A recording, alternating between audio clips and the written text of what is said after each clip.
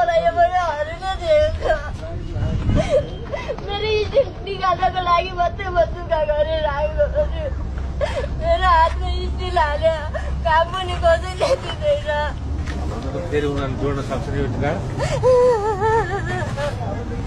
मलाई नराख भने पनि म राख्दिनँ बिहानमा 30-35 हजार त पर्छ मलाई यो अर्काले दिएको विदेशमा पनि मान्छेले पैसा पठाएर किन्दैको हो। तपाईँ घरमा चाहिँ को छ त?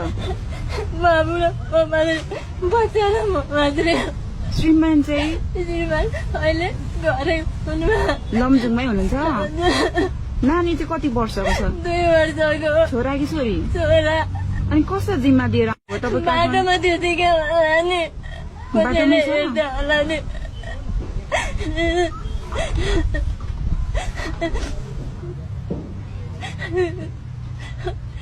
बच्चा म आजदेखि आउँदिनँ नि मलाई आज यो लान दिदी के राख्नुहुन्छ तपाईँ गाडामा चाहिँ? चपटे पानी मात्रै हो अनि पानी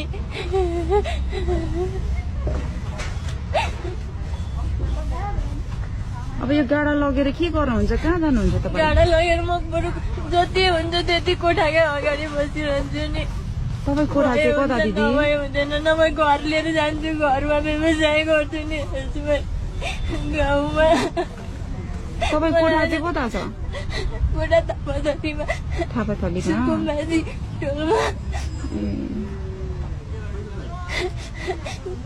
मेरो हेर्नु न यस्तो भाँच्यो र स्टिल छ यहाँबाट कति दुख्छ मलाई के भएर भाँचेको दिदी?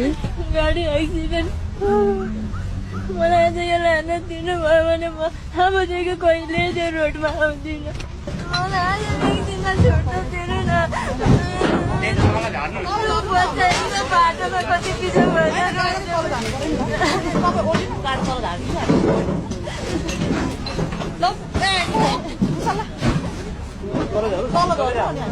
र पछिल्लो समय धरान उपमहानगरपालिकाका मेयर साहब हर्क साम्पाङज्यूले पनि उहाँलाई सहयोग गर्नुभएको छ। उहाँले 1 महिनाको तलब भनेर 50,000 रुपैयाँ पठाउनु भएको छ।